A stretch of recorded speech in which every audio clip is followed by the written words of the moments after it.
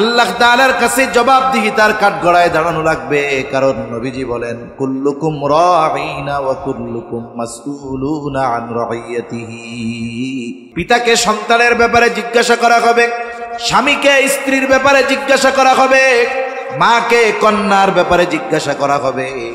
সেই দিন আমি যদি একা একা আমল করি, সন্তানদের যদি দ্বীনের উপরে পরিচালিত করার চেষ্টা না করি, কিয়ামতের দিন হয়তো আমার আমল কাজে আসবে না। ওই অধীনস্থদের কারণে আমাকে আপনাকে শাস্তি ভোগ করা লাগবে। যাদের জন্য পরিশ্রম করতেছেন তারা দুশ্মন হয়ে যাবে। আপনার আমার তো আমলের অভাব নাই, কিন্তু সন্তানটারে গুরুত্ব দেয়নি। আরে আমি পড়ি, ওই যে নামাজ না পড়ে তো আমাকে। কিয়ামতের দিন ওরা অন্তরায় হয়ে দাঁড়াবে, বাধা হয়ে দাঁড়ায় যাবে। আপনি আজকে জোর করেন না, সন্তানটা ঘুম থেকে উঠাইতে কষ্ট হয়, শীতের রাত, অনেক রাত্রে ঘুমাইছে, উঠলে কষ্ট হবে, থাক, পড়ার দরকার নাই নামাজ। রোজার মাস, গরমের দিনের রোজা, হায় রে এত লম্বা দিন না খাইয়া থাকবে, আমার পোলাডার মাইয়াডার কত কষ্ট হবে রে। এই যে মোহাব্বত কইরা রোজা রাখার নাই, নামাজ পড়ার নাই, পর্দা করার নাই, এই মোহাব্বত পরকালে ওরা আপনার আমার বিরুদ্ধে দাঁড়ায় যাবে। কি বলবে? রব্বানা ইন্না আতা'না সাদাতানা ওয়া কুবারা'না ফাআদাল্লুনাস সাবিলা। বলবে রব, ইন্না আতা'না সাদাতানা ওয়া কুবারা'না, আমরা আমাদের নেতাদের বড়দের অনুসরণ করেছি। সন্তান বলবে, আমি নামাজ পড়ি নাই, এর জন্য দায়ী হইল আমার বাপ। স্ত্রী পর্দা করে নাই, বলবে দায়ী হইল আমার স্বামী। মেয়ে দিনের উপরে চলে নাই, বলবে দায়ী হইল আমার আব্বা। এখন এরা যেহেতু তোমাদের জাহান্নামে যাওয়ার দায়ী, তাহলে কি হবে? এবার বলবে ফাআদাল্লুনাস সাবিলা, তারাই তো আমাদেরকে পথভ্রষ্ট করেছে, তাদের কারণে জাহান্নামী হইছি। যেহেতু তাদের কারণে জাহান্নামী হইলাম, আল্লাহ তাআলার কাছে এইবার ওই সন্তানেরা পিতামাতার ব্যাপারে, অধীনস্থরা অভিভাবকের ব্যাপারে আল্লাহ তাআলার কাছে বলবে, রব্বানা আতিহিম দি'ফাইনি মিনাল আযাবি ওয়ালআনহুম লা'নান কাবীরা। আযাবরে দ্বিগুণ করে দেন। একেবারে আপনি বড় লানত বর্ষণ করেন এগুলোর উপর। এদের কারণে আমরা জাহান্নামী হয়েছি। শুধু তাই না, আখিরাতে আমার আপনার এই অধীনস্থ যারা, যাদেরকে আমি দিন শেখার জন্য উদ্বুদ্ধ করি নাই, দিন শেখানোর জন্য কঠোরতা করি নাই, ওরা বলবে দেখাই দেন তাদেরকে, ওদেরকে আমরা পা দিয়ে পাড়াইয়া এরপরে জাহান্নামে যাব। রব্বানা আরিনাল্লাযাইনি আযাল্লানা মিনাল জিন্নি ওয়াল ইনসি নাজআলহুমা তাহতা আকদামিনা লিয়াকুনা মিনাল আসফালিন। বলবে রব দেখায় দেন যেই সমস্ত মানুষ এবং জিনদের কারণে আমরা জাহান্নামে হইলাম, তাদেরকে দেখায় দেন। কেন দেখাই দিব? আল্লাহ তাআলা কাছে তারা বলবে, নাজআলহুমা তাহতা আকদামিনা, আমরা তাদেরকে পদদলিত করতে চাই, বাড়াইতে চাই। চিন্তা করে দেখেন তো, দুনিয়ায় যদি কোনো বাবা সন্তানের কারণে অপমানিত হয়, লজ্জিত হয়, তাইলে বাপ ওই মুখ আর মানুষদেরকে দেখাইতে চায় না। অথচ কিয়ামতের দিন অনেক বাবা, অনেক অভিভাবক সন্তানদের কাছ থেকে এই রকম কথা শুনবে যে আল্লাহ আমার অভিভাবককে দেখায় দেন, আজকে আমি তাদেরকে পা দ্বারা পদদলিত করতে চাই। মায়াজ ইবনে মালিক জিনা করে ফেলছে। নবীজির কাছে এসে সে স্বীকৃতি দিছে আমি জিনা করে ফেলছি। নবীজি তারে বলছে যাও আল্লাহর কাছে মাপ চাও, মাফ করে দিন। মায়াজ ইবনে মালিক চলে গেছে। যাওয়ার সময় চিন্তা করে, আমি তো নবীরে বলি নাই যে কেমন জিনা করছি। কারণ হাদিসের মধ্যে আছে চোখের জেনা দেখা, হাতের জেনা ধরা, পায়ের জেনা চলা, প্রত্যেকটা অঙ্গ প্রত্যঙ্গের আলাদা আলাদা জেনা আছে।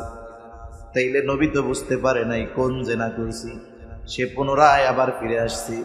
নবীজির কাছে এসে বলতেছে, ইয়া রাসূলুল্লাহ, আমি তো ওই রকম জেনা করেছি যেমনটা বৈধ স্বামী স্ত্রী করে থাকে, আমি এই ধরনের জেনা করেছি। এইবার নবীজি মুখ ঘুরায় ফেলেন, সে আবার বলে যে আমি এইটা করছি। এরপরে রাসূল সাল্লাল্লাহু আলাইহি ওয়াসাল্লাম তার পরিচিত যারা তাদেরকে বলতেছে এটা কি মদ পান করছে নাকি, কারণ মানুষ যখন মাতাল থাকে অনেক কথাই বলে। পরীক্ষা করা হলো না, সে মদ পান করে নাই, নেশাগ্রস্ত নয়।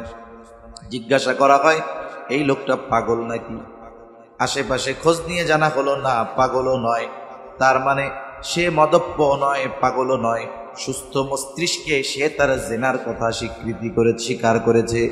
এইবার তাকে শাস্তি দেওয়া হবে, পাথরে নিক্ষেপ করা হলো, সে ইন্তেকাল করলো, মারা গেল। তার জানাজা দেওয়া হলো, দাফন কাফনে নবীজি অংশগ্রহণ করলেন। জেনার শাস্তি হয়েছে, দুনিয়ায় তাওবা হলো, জেনার শাস্তির তাওবা হলো পাথর নিক্ষেপে হত্যা। নবীজি তার জানাজায় শরীক হলেন, দাফনে শরীক হলেন, কবর দিয়ে সবাই ফিরে আসতেছে। দুইজন ব্যক্তি মায়াজ ইবনে মালিকের কবরের দিকে ইশারা করে বলে এই তো মায়াজ ইবনে মালিক। আল্লাহ তাআলা যেই ব্যক্তির পাপ গোপন করার সুযোগ দিয়েছিলেন, কিন্তু এই ব্যক্তি বড় বোকা, এই ব্যক্তি নিজের গুনার কথা নিজে স্বীকার করলো, মানুষও যাই না গেল সে একজন জেনাকার। এই দুইজনের কথা নবীজির কানে গেছে, নবীজি আওয়াজ পাইলেন। কিছু দূর অগ্রসর হওয়ার পরে নবীজি সেখানে দাঁড়াইলেন, দেখতে পাইলেন মরুভূমির ভিতরে একটা গাধা মরে ফুলে আছে, দুই পা দুই দিকে ছড়ায় আছে। নবীজি দাঁড়িয়ে বললেন কোথায় ওই দুই ব্যক্তি যারা মায়াজ ইবনে মালিকের ব্যাপারে এই কথাগুলো বলছো? ওই দুইজন সামনে এসে হাজির, বলে ইয়া রাসূলুল্লাহ আমরা বলেছি। আল্লাহর রাসূল বলতেছে তোমরা তোমার ভাইয়ের গীবত করছো কেন? রাসূল সাল্লাল্লাহু আলাইহি ওয়াসাল্লাম বলে যা ওই মরা গাধার গোশত খাও। ওই দুইজন এবার বলে ইয়া রাসূলুল্লাহ আমরা কি তার ব্যাপারে মিথ্যা বলেছি নাকি? নবীজি বলেন তোমরা তোমাদের ভাইয়ের গীবত করেছো। মনে রাখো মায়াজ ইবনে মালিক যদিও শয়তানের ধোঁকায় পড়ে জিনা করেছে, গুনাহ করেছে, কিন্তু পরকালের ভয় তার মধ্যে জাগ্রত হওয়ার কারণে সে তার অপরাধের স্বীকৃতি দিয়ে শাস্তি গ্রহণ করেছে, তাওবা করেছে।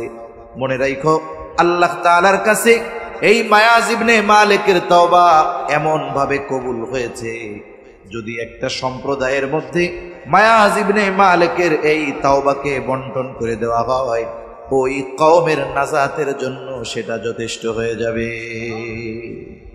তাহলে ভুল হইছে কিন্তু খালেস তাওবা করছে, যার কারণে মর্যাদা কমে গেছে তা না, আর আল্লাহ বাড়ায় দিছে। ঠিক কিনা বলেন? তা যে কথার দিকে গেলাম, আমার আপনার নবী হলেন প্র্যাকটিক্যাল কোরআন। এমন কোন আমল নাই যেই আমলের প্র্যাকটিক্যাল আমার আপনার নবীজি দেখায়া যান। এখন ঈমানের পরে সবচাইতে বড় ইবাদত হলো নামাজ। নামাজের আদেশ কোথায়? কোরআনে।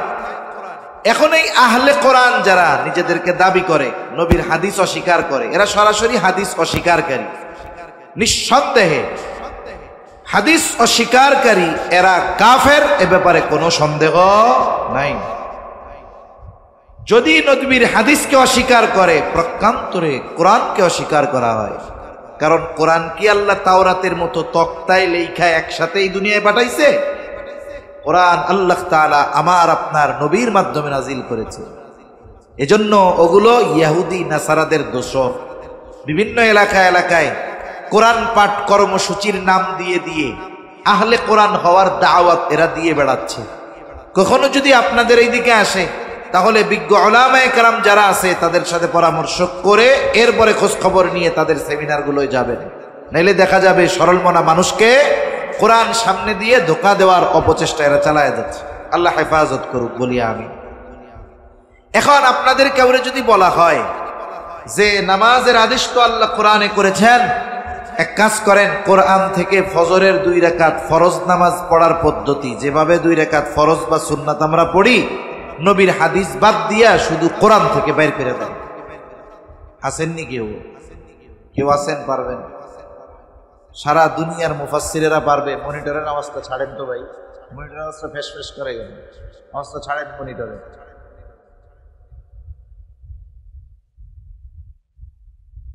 শুধুমাত্র আমরা আপনারা না, সারা পৃথিবীর সব মুফাসসিরদেরকে যদি কোরআন হাতে দিয়ে বলা হয় নবীর হাদিস, নবীর সুন্নাহ, নবীর সিরাত সব একদিকে রাখবা, শুধুমাত্র কোরআন থেকে 2 রাকাত ফজরের সুন্নাত নামাজ পড়ার পদ্ধতি বের করে দাও, সাথে সাথে যদি কিয়ামত পর্যন্ত হায়াত যদি পায়, নবীর সুন্নাহ হাদিস বাদ দিয়ে 1 রাকাত নামাজ পড়ার পদ্ধতিও তারা বের করতে পারবে না।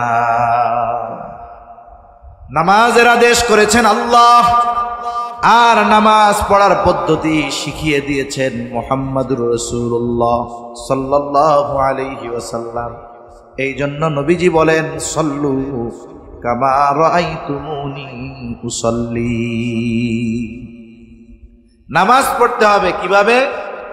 কামা রাআইতুমুনি উসাল্লি, আমাকে যেভাবে পড়তে দেখো তোমরা এইভাবে পড়ো। যদি কোরআন থেকে নামাজ পড়তে যায়, যেমন নামাজের একটা ফরজ রুকু করা, কোরআনেও আছে ওয়ারকাউ মা'আর রাকিঈন, রুকুকারীদের সাথে রুকু করো। রুকু শব্দের অর্থ কি? রুকু শব্দের অর্থ হইল ঝুঁকা। কিন্তু বলেন তো, আপনাদের সামনে যখন বলি যে নামাজে রুকু করতে হবে, কেমন দৃশ্য ভাসে যে একটা মানুষ সোজা আছে একেবারে এইরকম হয়ে যাবে, তাই না?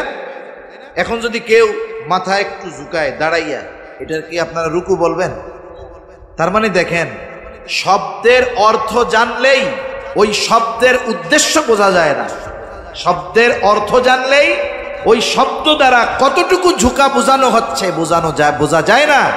এজন্য আমার আপনার নবী প্রত্যেকটা ইবাদত এইভাবে প্র্যাকটিক্যাল ভাবে উম্মতদেরকে শিখিয়ে দিয়েছেন। সুবহানাল্লাহ। নবীর থেকে শিখতে হবে নামাজ কিভাবে পড়তে হবে। এই জন্য যে কোনো ইবাদতের তরিকা আমার আপনার নবীর থেকে গ্রহণ করতে হবে। আপনি হজ করবেন, কেমনে হজ করবেন? নবীজি বলেন, খুদু আন্নি মানাসিকাকুম, আমার থেকে শিখে নাও কেমনে হজ করবা। তার মানে এমন কোনো ইবাদত নাই যে ইবাদত আমার আপনার নবীর তরিকায় হয় না। এরকম কোনো ইবাদত নাই যে নবীর সুন্নাত বাদ দিয়ে করবেন। এজন্য আমল যদি আমলে সালেহ হতে হয়, রাসূল আকরাম সাল্লাল্লাহু আলাইহি ওয়াসাল্লামের পদ্ধতি অনুসরণ করতে হবে। 2টা শর্ত গেল। 3 নাম্বার শর্ত, যেই ইবাদত আমি আপনি করব সেই ইবাদতের ব্যাপারে ইলম অর্জন করতে হবে, জ্ঞান অর্জন করতে হবে। ইলম শিক্ষা করা ফরজ। রাসূল আকরাম সাল্লাল্লাহু আলাইহি ওয়াসাল্লাম বলেন, তলাবুল ইলমি ফরিদাতুন আলা কুল্লি মুসলিম, দ্বীনি ইলম শিক্ষা করা প্রত্যেক মুসলমান নরনারীর উপরে ফরজ। প্রথম প্রশ্ন হইল, কতটুকু শিক্ষা করা ফরজ? মুহাদ্দিসিন মুফাসসিরিন কেরাম বলেন যে একটা মানুষ নিজের জীবন পরিচালনার জন্য যতটুকু ইলমে দ্বীন দরকার শেখা ফরজ। আবার কেউ কেউ বলেন না, অতটুকুতেও হবে না। কেন হবে না? বলে কোরআনুল কারীমের মধ্যে আল্লাহ তাআলা বলেন, ইয়া আইয়ুহাল্লাযীনা আমানু কু আনফুসাকুম ওয়া আহলিকুম নারা, বলে হে ঈমানদারেরা, তোমরা নিজেরা জাহান্নামের আগুন থেকে বাঁচো, অধীনস্থদেরকেও জাহান্নামের আগুন থেকে বাঁচাও। তাহলে বলেন তো, জাহান্নাম থেকে তো নিজে বাঁচলে হবে না, অধীনস্থদেরকেও বাঁচাতে হবে। তার মানে অধীনস্থদেরকেও বাঁচানোর চেষ্টা করতে হবে। নিজে যদি জাহান্নাম থেকে বাঁচার জন্য ইলমের দরকার হয়, তাহলে অধীনস্থদেরকে জাহান্নাম থেকে বাঁচানোর জন্য ইলমের দরকার আছে না নাই? দ্বীনের উপরে চলার জন্য আমার যদি জ্ঞান দরকার হয়, আরেকজনকে দ্বীনের উপরে চালানোর জন্য জ্ঞান দরকার আছে না নাই? তাহলে ইলমে দ্বীন কতটুকু শিখতে হবে? বলে নিজে দ্বীনের উপরে চলতে, অধীনস্থদেরকে দ্বীনের উপরে চালাইতে যতটুকু ইলমে দ্বীন অর্জন করা দরকার ততটুকু সকলের জন্য অর্জন করা ফরজ। এইটা হুজুর নাই, মাদ্রাসার ছাত্র নাই, নামাজি নাই, হাজি নাই, সবার জন্য শিখতে হবে। এখন কেউ যদি না শিখে তাইলে গুনাহগার হবে। একটু চিন্তা করেন, সমাজে অনেক মানুষ আছে নিজে দ্বীনের উপরে চলতে যতটুকু ইলম দরকার ততটুকুও শিখে না। এখন একটা পদ্ধতি তো বাইর করার দরকার, শিখতে তো হবে, না শিখলে তো গুনাহগার। কেমনে শিখবেন? মাদ্রাসায় তো ছোট ছোট বাচ্চারা যায়, এরা গিয়ে শিখে। আপনারা মুরব্বীরা কি করতে পারেন? আপনার মাদ্রাসার মোহতামিম মসজিদের ইমাম সাহেবকে বলতে পারেন যে হুজুর, কতটুকু দিন শেখা ফরজ আমরা তো বুঝি না। আপনি আমাদেরকে একটু প্রতিদিন আধা ঘন্টা সময় দিয়ে দিয়ে শিখাইয়া দেন। বলেন তো কোন মাদ্রাসার মুহতামিম, কোন মসজিদের ইমাম খতিব বলবে যে আপনি দিন শিখতে চান? তারা বলবে যে না, আমাকে টাইম টুইম নেই, এরকম বলবে নাকি? বরং আগ্রহের সাথে শিখিয়ে দিবে। সমস্যা আমাদের, আমরা নিজেদেরকে অন্যের সামনে ছোট করতে চাই না। এখন আমি সূরা ভালো মতো পারি না, দোয়ায় কুনুত তো আর জোরে জোরে পড়া লাগে না, জোরে পড়া লাগে না। এখন আমি যে দোয়ায় কুনুত ভালো পারি না, হুজুরে যদি এটা যাই না যায় তাইলে আমার জন্য লজ্জা না? হুজুরের উপরে বড় বড় কথা বলি, কিন্তু হুজুর যদি জানে আমি দোয়ায় কুনুত জানি না, তাইলে তো আমার ইজ্জত শেষ।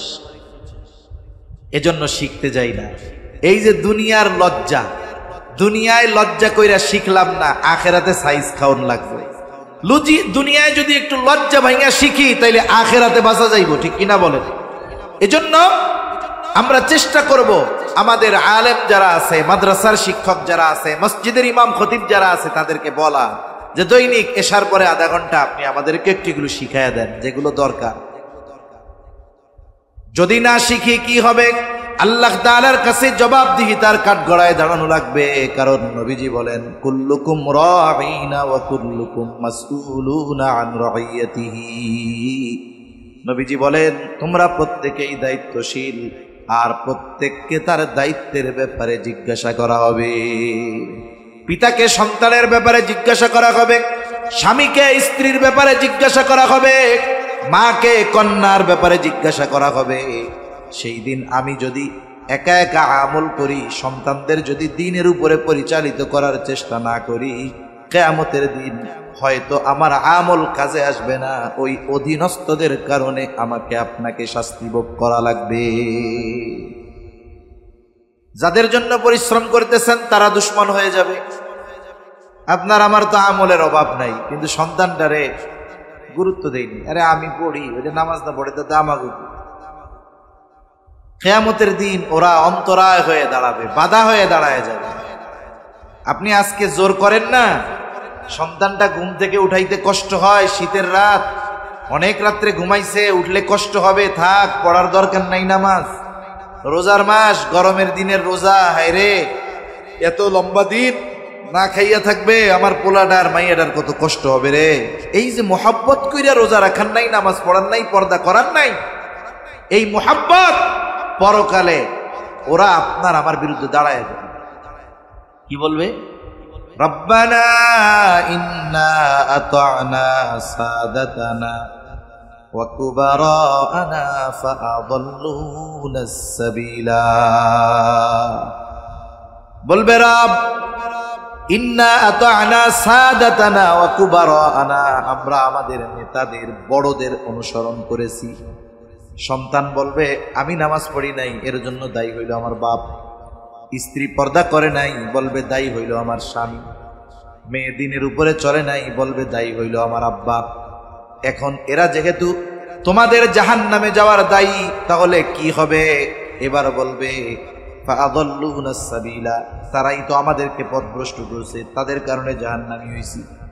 যেহেতু তাদের কারণে জাহান্নামী হইলাম, আল্লাহ তাআলার কাছে এইবার ওই সন্তানেরা পিতামাতার ব্যাপারে, অধীনস্থরা অভিভাবকের ব্যাপারে আল্লাহ তাআলার কাছে বলবে রব্বানা আতিহিম দি'ফাইনি মিনাল আযাবি ওয়ালআনহুম লা'নান কাবীরা।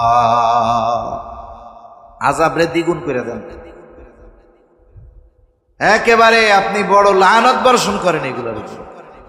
এদের কারণে আমরা জাহান্নামী হয়েছি। শুধু তাই না, আখিরাতে আমার আপনার এই অধীনস্থ যারা, যাদেরকে আমি দিন শেখার জন্য উদ্বুদ্ধ করি নাই, দিন শেখানোর জন্য কঠোরতা করি নাই, ওরা বলবে দেখাই দেন তাদেরকে, ওদেরকে আমরা পা দিয়ে পাড়াইয়া এরপরে জাহান্নামে যাব। রব্বানা আরিনাল্লাযাইনি আযাল্লানা মিনাল জিন্নি ওয়াল ইনসি নাজআলহুমা তাহতা আকদামিনা লিয়াকুনা মিনাল আসফালিন। বলবে রব দেখায় দেন যেই সমস্ত মানুষ এবং জিনদের কারণে আমরা জাহান্নামে হইলাম, তাদেরকে দেখায় দেন। কেন দেখাই দিব? আল্লাহ তাআলা কাছে তারা বলবে নাজআলহুমা তাহতা আকদামিনা, আমরা তাদেরকে পদদলিত করতে চাই, বাড়াইতে চাই।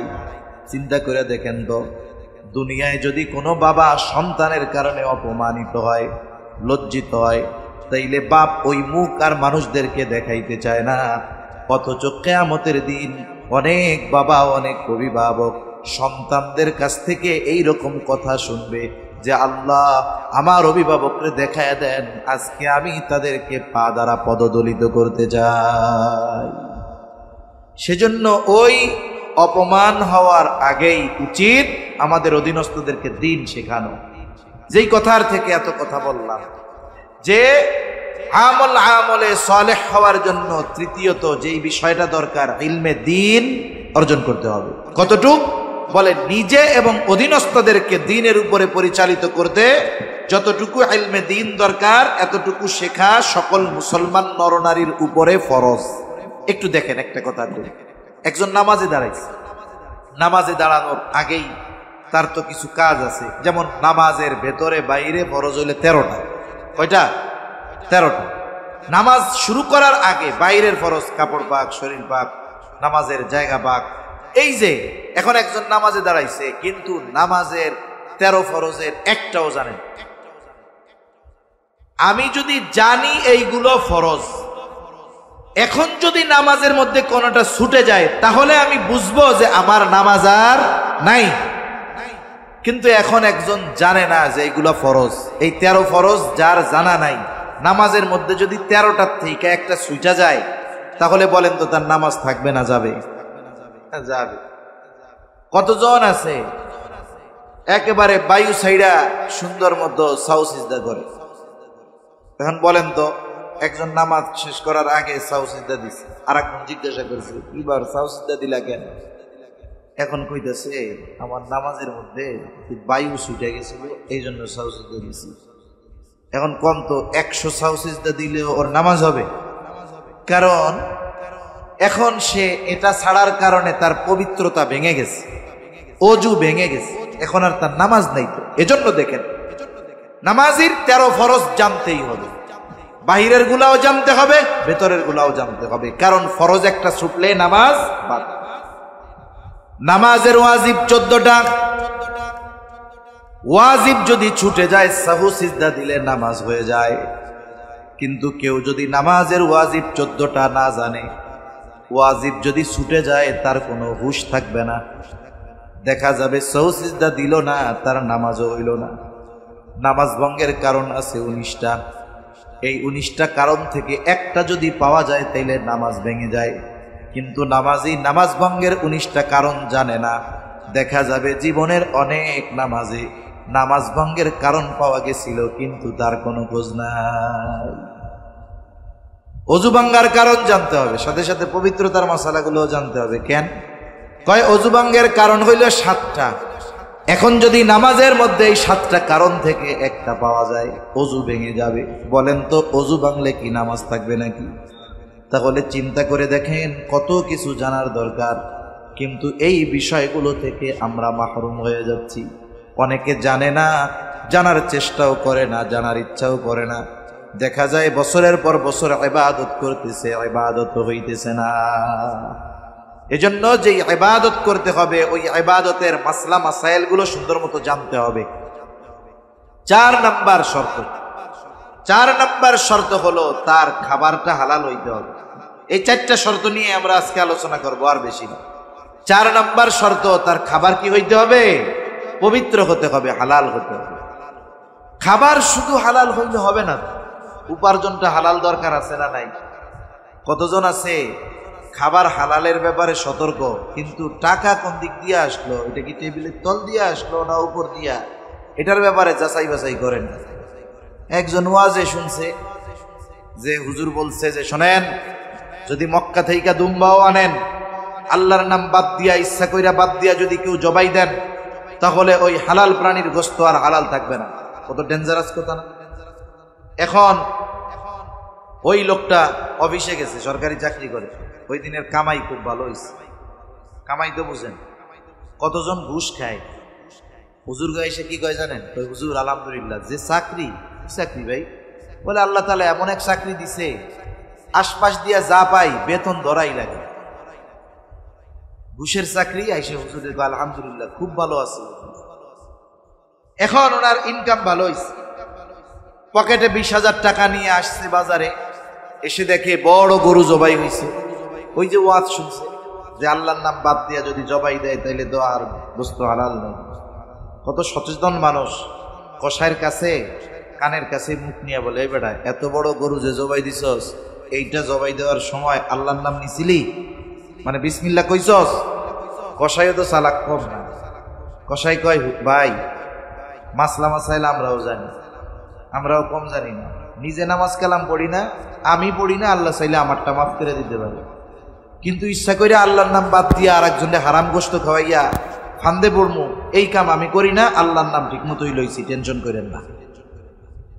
এইবার সে নিশ্চিত যে গোস্তটা কি আছে, হালাল আছে। 10 কেজি দাও, সিনার গোস্ত দিও, এই গোস্ত দিও, রানের থেকে দিও, ঠিক আছে। এইবার হালাল গোস্ত কেনার জন্য পকেট থেকে যে টাকাটা দিল, টাকাটা কি কন্যা? উপার্জন যদি হারাম হয়, এই হারাম টাকা দিয়ে হালাল কিনছে, এটাও হারামের নেয়। এটাও কিসের নেয়? হারামের। এজন্য 1 নম্বরে উপার্জন হালাল হতে হবে। উপার্জন হালাল। হালাল উপার্জনের নিমিত্তে কেউ যদি হালাল কর্ম করে, কর্ম যত ছোট হোক, উদ্দেশ্য আল্লাহ হালাল উপার্জন করতে চাই, হারাম খাইতে চাই না, 5 ওয়াক্ত নামাজ ঠিক মতো পড়ে, ফরজ ওয়াজিবগুলো ঠিক রাখে, হালাল উপার্জনের নিয়তে যেই ব্যক্তি হালাল কর্ম করে, নবীজি বলেন কাসবুল হালালি ফারিদাতুম বাদাল ফারিদা, ফরজ ইবাদতের পরে অন্যতম ফরজ ইবাদত হলো হালাল উপার্জন করা। ফরজ ইবাদত ঠিক রেখে হালাল উপার্জনের নিয়তে যে হালাল কর্ম করবে, তার ওই কর্মটাও তার আমল নামায় ইবাদত বলে যোগ হয়ে যাবে। হালাল উপার্জনের মধ্যে আল্লাহ তাআলার বরকত থাকে। এজন্য যারা হালাল উপার্জন করতে গিয়ে ছোটখাটো কাজ করে, আমরা তাদেরকে তুচ্ছ তাচ্ছিল্য করব না। অনেক মানুষ আছে ছোটখাটো কাজ করে কিন্তু কাজটা তার হালাল, পান বিক্রি করে, চা বিক্রি করে, এই যে হালাল উপার্জনের নিমিত্তে ছোট কাজ করতেছে, আমরা তাদেরকে তিরস্কার করব না। কেউ রিক্সা চালায়, ভ্যান চালায়, যা করে করুক, অন্যের জমিতে কাম দেয়, মজুরি করে, কুলিগিরি করে, কিন্তু হালাল উপার্জনের নিয়তে করে, আল্লাহর কসম ওই সচিবালয়ের চেয়ারে বৈশা যেটা ঘুষ খায় আমাদের কাছে সম্মানিত হতে পারে, কিন্তু ওর চাইতে আপনার বাজারে যদি কোনো মুচি থাকে যে হালাল উপার্জনের জন্য জুতা সেলাই করে, ওর দাম আল্লাহ তাআলার কাছে বেশি, ঠিক কিনা বলেন? এজন্য হালাল উপার্জনকারী ছোট কর্ম যদি করে, কর্মটা যদি হালাল হয়, তাকে আমরা তিরস্কার করব না, কর্মের কারণে খোঁটা দিব না। কারণ এই সমাজের মানুষ মানুষকে কর্মের কারণে খোঁটা দেয়। অনেক সময় মনে করেন, আমি এমনি বলতেছি আর কি বোঝানোর, একজন রিক্সা চালায়, রিক্সা চালকরে মনে করে সমাজের ছোট মানুষ। এখন সে যদি কোনো ভালো কথা বলে, ওই যারা শিক্ষিত মানুষদের পছন্দ হয়, না রিক্সাওয়ালা বয় না, এই যে দেখেন তার নাম আছে, তার পরিচয় আছে, সবকিছু বাদ দিয়ে তার কর্মটাকে সামনে আনলো কেন? তাকে ছোট করার জন্য। তাকে কি করার জন্য? ছোট করার জন্য। এবং এই জন্য কেউ যদি হালাল কর্ম করে, কর্ম যদি ছোট হয়, আমরা এই কর্ম নিয়ে তাকে তিরস্কার করব না। তাহলে 1 নম্বর দরকার হালাল উপার্জন, 2 নম্বর হালাল খাবার দরকার। হালাল উপার্জনের সাথে সাথে খাবারটাও হালাল হতে হবে, হালাল। এই দুইটার সমন্বয় যদি ঘটে তাহলে এই শর্তটা পূরণ হবে। কিন্তু দুর্ভাগ্য তাদের যাদের খাবারটাও হারাম, উপার্জনটাও হারাম, অথবা দুইটার একটা হারাম, তাহলে তাদের অবস্থা কি হবে? যারা হারাম উপার্জন করে, হারাম খায়, এদের অনেক বড় বড় ক্ষতি হয়। 1 নাম্বার কি হয়? আল্লাহর নবী বলেন লা ইয়াদখুলুল জান্নাতা জাসাদুন উদিয়া বিল হারাম। হারাম ভক্ষণকারীর শরীর জান্নাতে প্রবেশ করবে না। হারাম খাবার দ্বারা গঠিত শরীর জান্নাতে প্রবেশ করতে পারবে না। 2 নাম্বার ক্ষতি, তার ইবাদত কবুল হবে না। আল্লাহ তাআলা কোরআনুল কারীমের মধ্যে বলেন ইয়া আইয়ুহার রাসূলু কুলু মিনাত তাইয়্যিবাতি ওয়া'মালু সলিহাত। আল্লাহ তাআলা সব রাসূলগণকে এক নির্দেশ দিয়েছেন, হে রাসূলগণ, কুলু মিনাত তাইয়্যিবাত, আপনারা পবিত্র খাবার খান, ওয়া'মালু সলিহা, আর আমলে সলেহ করেন। বুজুর্গানে দিন বলেন এর দ্বারা এই কথা বোঝা যায় যার খাবার পবিত্র নয়, যার খাবার হালাল নয়, তার আমলটা আমলে সালেহ হবে না। তারপরে তার দোয়া কবুল হবে না, জান্নাতে যাইতে পারবে না। তারপরে ওই খাবার যদি হারাম হয় তাহলে তার ইবাদত কবুল হবে না, এরপরে তার দোয়া কবুল হবে না।